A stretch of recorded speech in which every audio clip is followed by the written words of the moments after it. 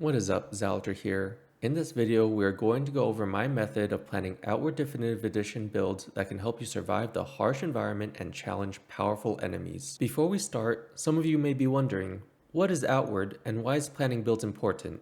Outward Definitive Edition is an open world survival game that places you in a challenging and unforgiving world where even the basic standard enemies can prove challenging. It also includes a persistent world where quests result in permanent consequences to the world. To make sure that the desired story outcome is accomplished, cohesive builds that can survive and complete the story quests are necessary.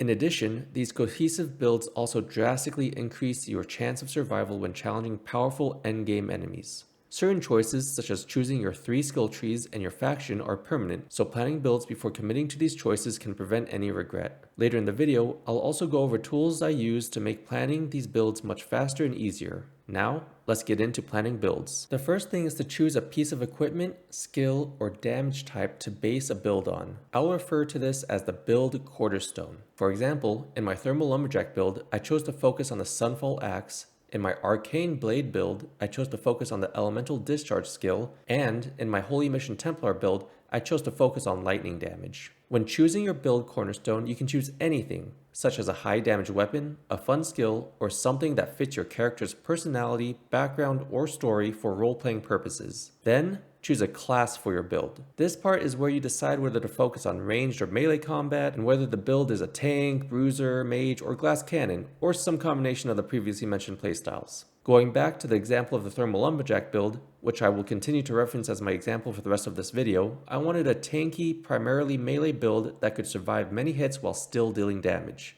After choosing your build cornerstone and class, it is a perfect time to choose additional equipment to complement your choices. For armor, this can be to maximize defensive resistances for tank builds, mana cost reduction for mage builds, or stamina cost reduction for melee builds. For weapons, this can be different primary weapon types that complement the playstyle, or different primary or offhand weapons that provide access to different damage types or effects that can amplify damage output. For example, in my Thermal Lumberjack build, I chose the Sunfall Axe as the cornerstone of the build, but also chose the Frozen Chakram for an additional damage type and the Elemental Vulnerability effect, which decreases enemies' elemental resistances. Along with those, I chose equipment that provided me with insane defensive resistances to a majority of the damage types. However, these final numbers would not be complete without skill trees, which is the next step. We have up to 3 skill trees to choose, which can provide you with active and passive skills. For the Thermal Lumberjack build, the Cabal Hermit skill tree provided additional offensive and defensive bonuses from boons and an attack speed and impact damage bonus from Infused Wind.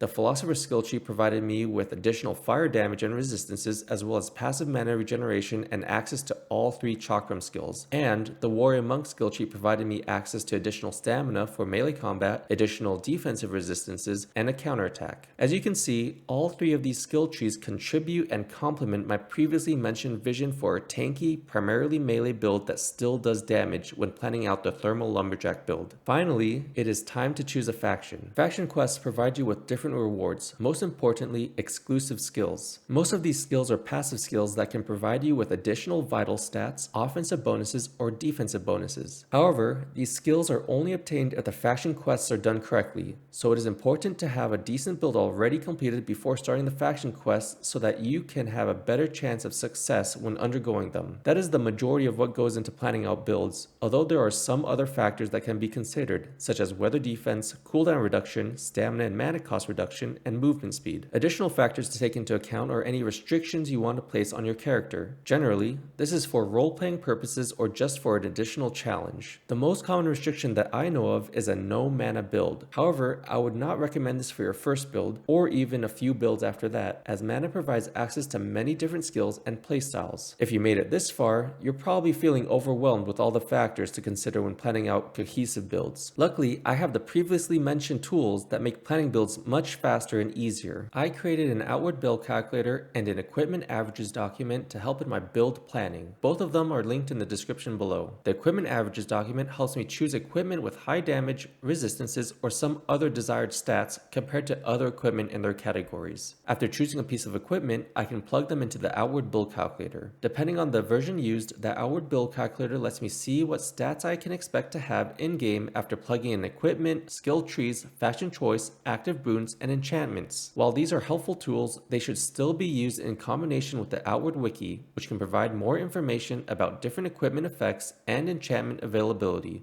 among other things. That is my general approach to planning out builds. Of course, if I find an addressable weakness in the build after plugging everything into the build calculator, I can easily make changes by switching out equipment, skill trees, or faction choice. In addition to the build calculator and equipment averages documents, there are links to videos explaining those documents in the description of this video. For more information on the different skill trees, click on the info card for a playlist that goes over the in-depth details of each skill tree. There, you can find additional information that can help you decide which skill trees to choose for your next build. While I primarily use the Thermal Lumberjack build as my example in this video, you can click on the info card for a playlist on all my Outward builds for additional examples. I hope you found this video helpful, and I'll see you later.